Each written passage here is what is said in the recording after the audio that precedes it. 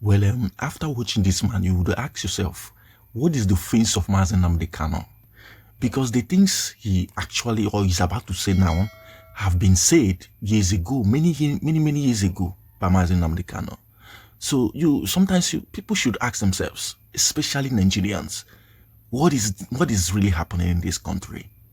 Because when Nnamdi Kanu say the things he say, they call him propagandist. They call him a manner of names. He is currently facing judge today because of, should I say, frivolous charges against him. The things he said, most of those things, are happening today.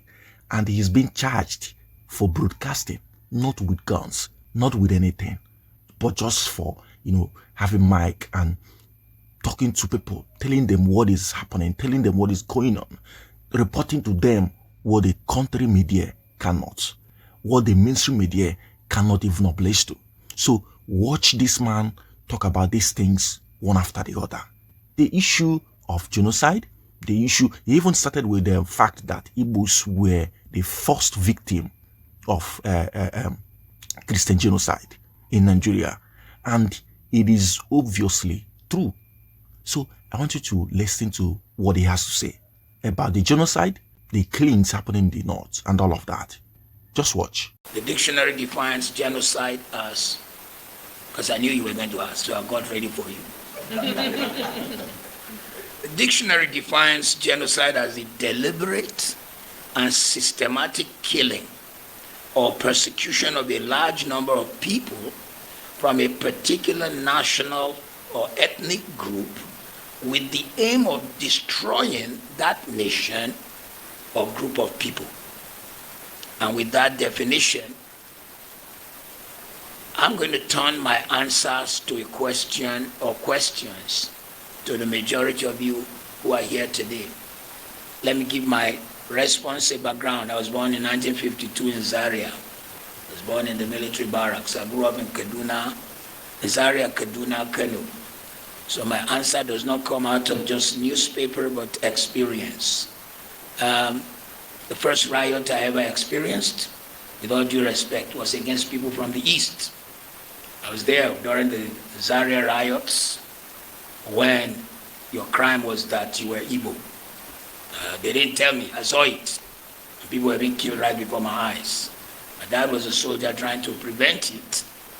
And I remember the man coming back with a deep dent in his military helmet as the guys were screaming and walking the roads of Zaria and screaming, Tawaye. Tawaye means our eyes have opened. Following the first coup by Kaduna and Zogu, they felt their eyes had opened. So there certainly was genocide because people were being dragged out of their house and killed. But then when it comes to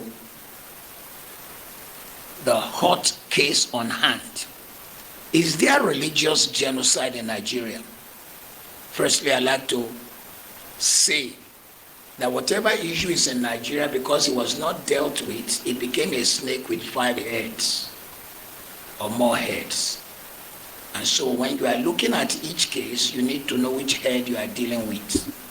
Bandit is a head. Banditry is a head. Terrorism is a head.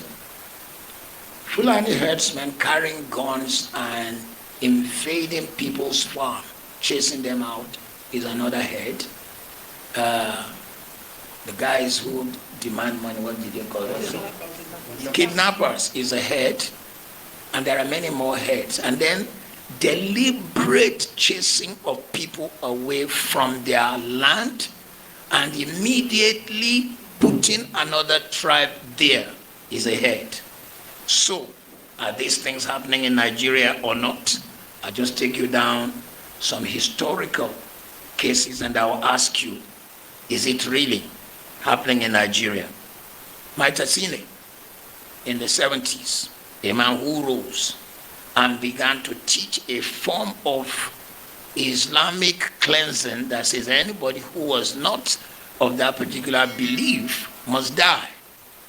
Is that not genocide, and is that fair in a secular nation? Zango Kataf, in case you don't know, What you know as Kaduna State was once including Katsina. And on grounds of religion, Katsina State was cut off because the majority of Katsina State was Islamic.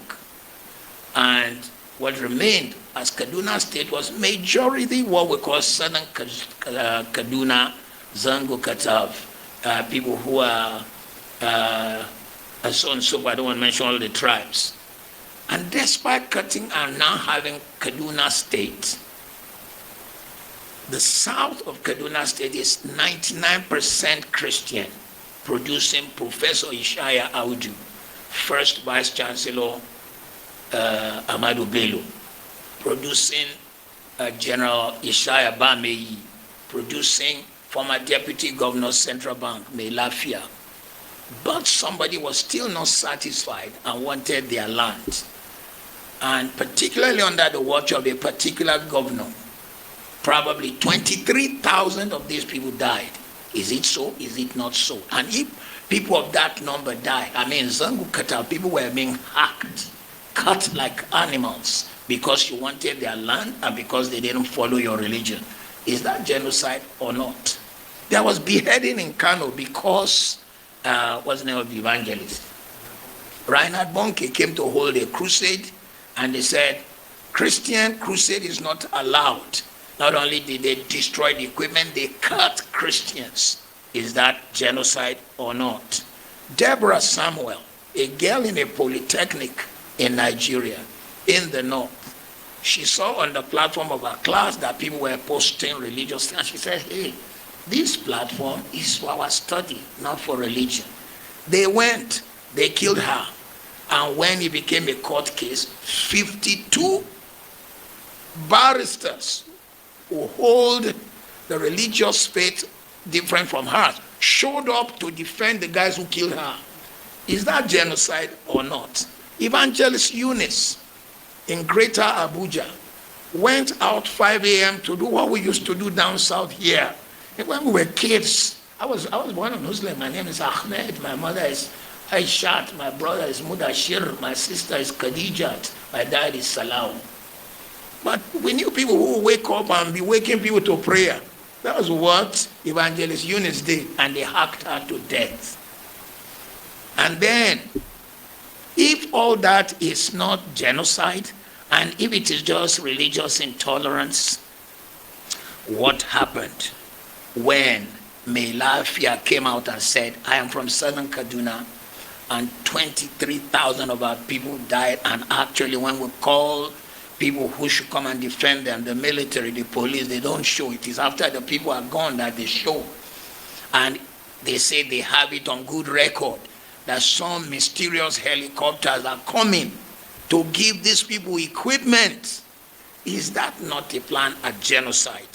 If you say that is not genocide, what shall we say of what's going on, particularly states in the north that are of Christian conviction? Benue State, even today's Vanguard reports Gwande local government, where people were hacked, and the plan is to chase them out, and some people come to occupy. And when I say some people, let me be bold to say Fulani herdsmen, and some of the guys carrying guns come to occupy.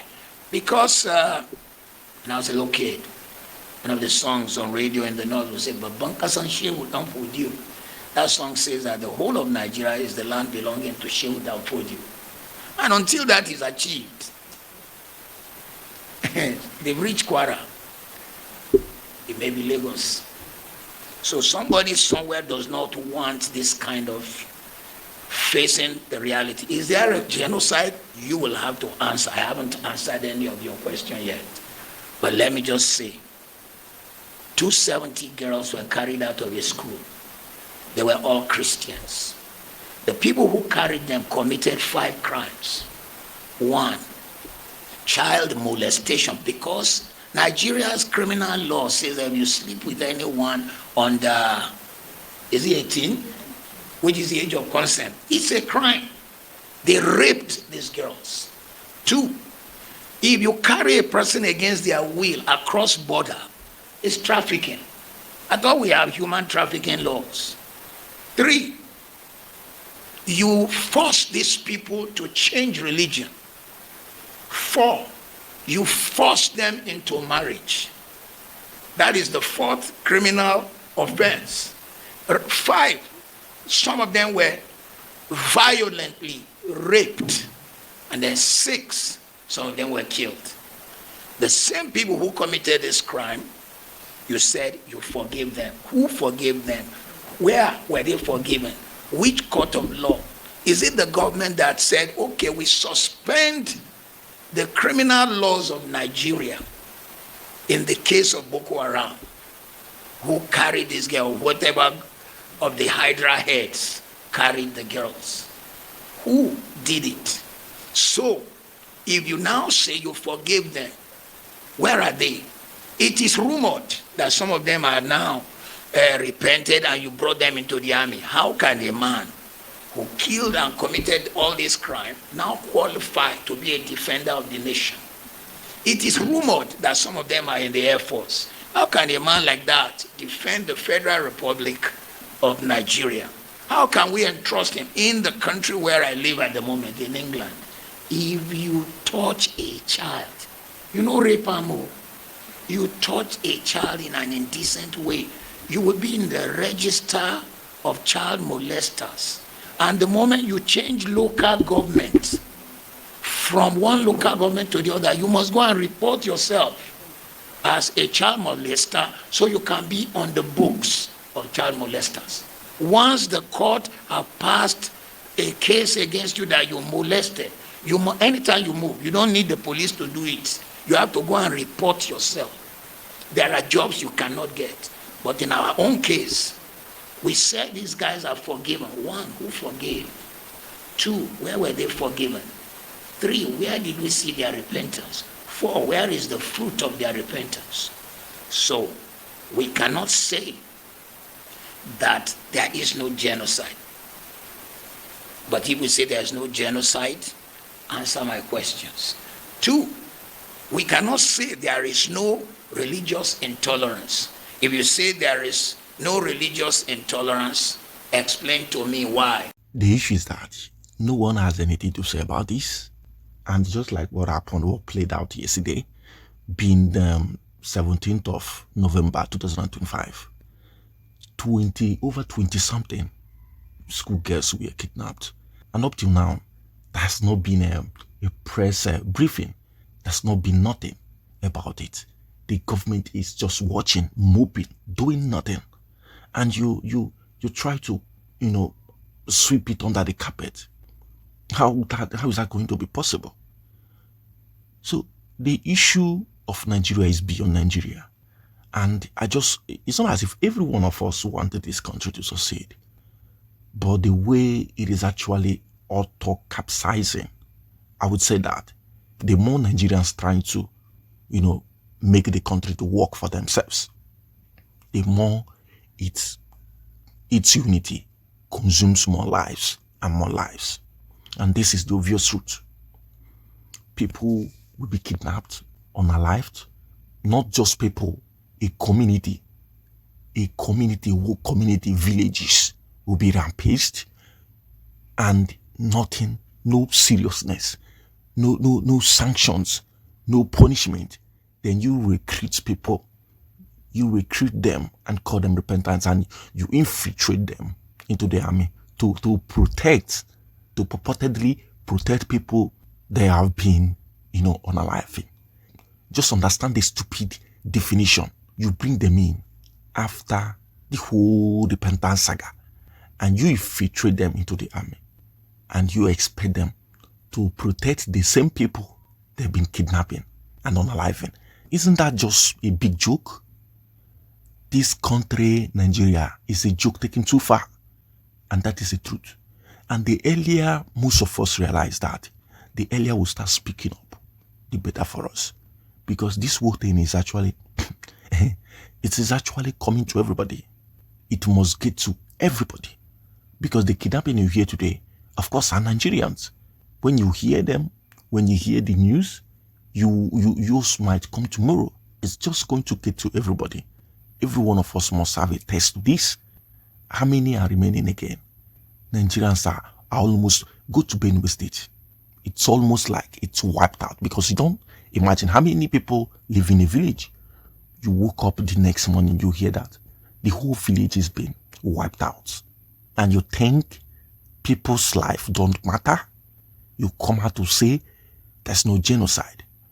This man actually defined the word genocide, maybe to most people that do not understand, or those of you that know about it and you're politicizing everything.